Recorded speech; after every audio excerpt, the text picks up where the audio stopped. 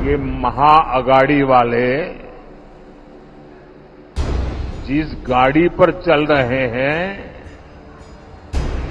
वो ऐसी गाड़ी है, न पहिए हैं, न ब्रेक है, और कौन चलाएगा इसके लिए मारम्मार है।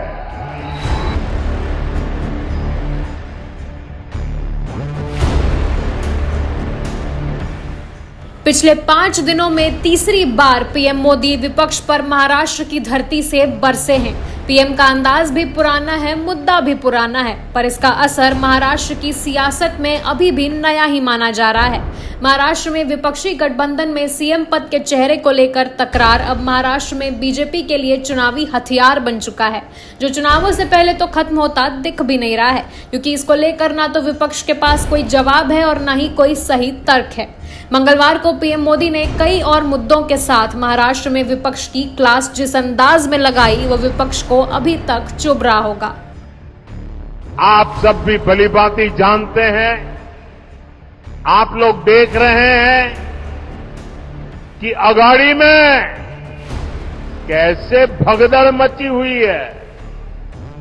अभी से अगाड़ी में मुख्यमंत्री पद के लिए खींचतान, नूरा कुश्ती चल रही है। एक पार्टी पूरे दिन अपने नेता को मुख्यमंत्री बताने में लगी रहती है। दूसरी पार्टी और कांग्रेस वाले उनके दावेदारी खारिज करने में लगे रहते हैं।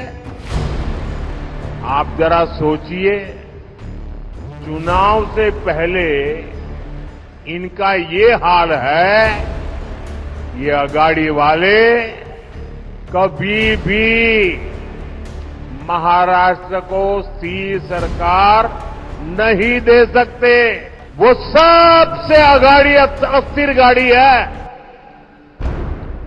ये लोग आपस में ही झगड़ा करने में समय बर्बाद कर देते हैं।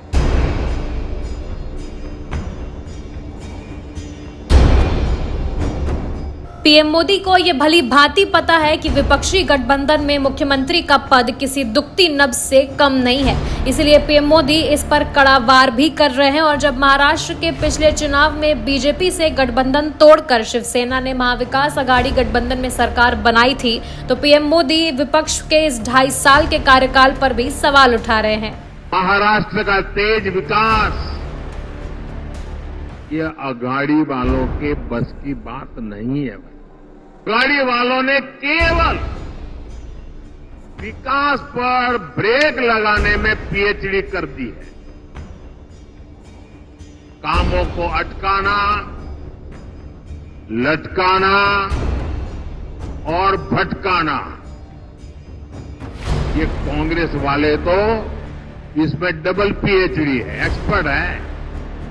2.5 साल में इन्होंने मेट्रो से लेकर वाडवण पोर्ट और समृद्धि महामार्ग तक हर विकास परियोजनाओं को रोकने का काम किया। इसलिए याद रखिएगा, अघाड़ी यानी भ्रष्टाचार के सबसे बड़े खिलाड़ी। कांग्रेस पार्टी ने देश के ऊपर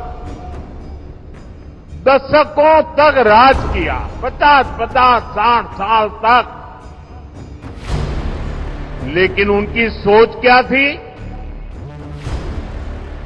उनकी एक ही सोच थी, समस्याओं को बनाए रखना, लोगों को समस्याओं में उलझाए रखना। यही कांग्रेस की कार्यशैली रही है।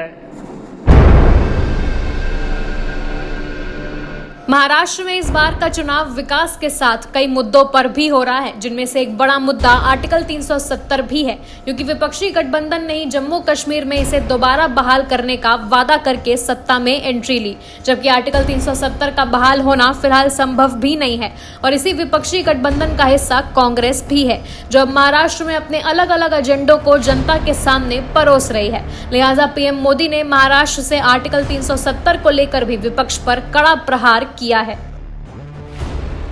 और इसलिए कांग्रेस और उसके साथी कश्मीर में फिर से धारा 370 वापस ला करके लागू करने का प्रस्ताव सदन में लाए हैं, सदन में पास करवा रहे हैं। जरा कांग्रेस वालों को पूछिए, उनके साथियों को पूछिए कि जो धारा 370 खत्म हो गई, जिस जम्मू कश्मीर में भारत का संविधान पैर नहीं रख सकता था, उस जम्मू कश्मीर में भारत का संविधान पहुंचा। क्या आप फिर से इसको रोक लोगे? ये लोग वो काम कर रहे हैं जो काम पाकिस्तान चाहता है।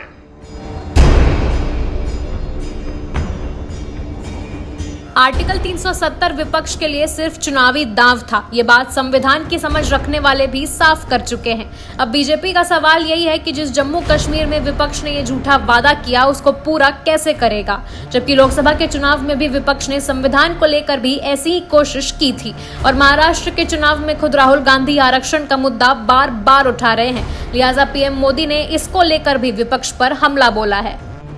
साथियों, मैं आपको कांग्रेस और उसके साथियों की एक बड़ी साजिश से भी सावधान कर रहा हूं। हमारे देश में आदिवासी समाज की जनसंख्या करीब करीब 10% के आसपास है। कांग्रेस आप आदिवासी समाज को जातियों में बांटकर टुकड़े टुकड़े करके कमजोर करना चाहती है। आज भी कांग्रेस दबंगों की भाषा बोल रही है कि दलितों, पिछड़ों, आदिवासियों का आरक्षण खत्म कर देंगे। इसलिए आपको कांग्रेस और उसके साथियों से सतर्क रहना है। हमें कांग्रेस के इस षड्यंत्र का शिकार नहीं होना है, हमें एकजुट रहना है। और इसलिए मेरा तो आपसे एक ही आग्रह है, हम एक रहेंगे तो सेफ रहेंगे। फिलहाल महाराष्ट्र में विधानसभा चुनाव को लेकर सियासत गर्म है, और जिस तरह से पीएम मोदी विपक्ष पर इन मुद्दों को लेकर बरस रहे हैं, ये बता रहा है कि ये मुद्दे आगे भी महाराष्ट्र में सुनाई देंगे। महाराष्ट्र की सभी सीटों पर 20 नवंबर को वोटिंग होनी है और 23 नवंबर को इसके नतीजे आएंगे।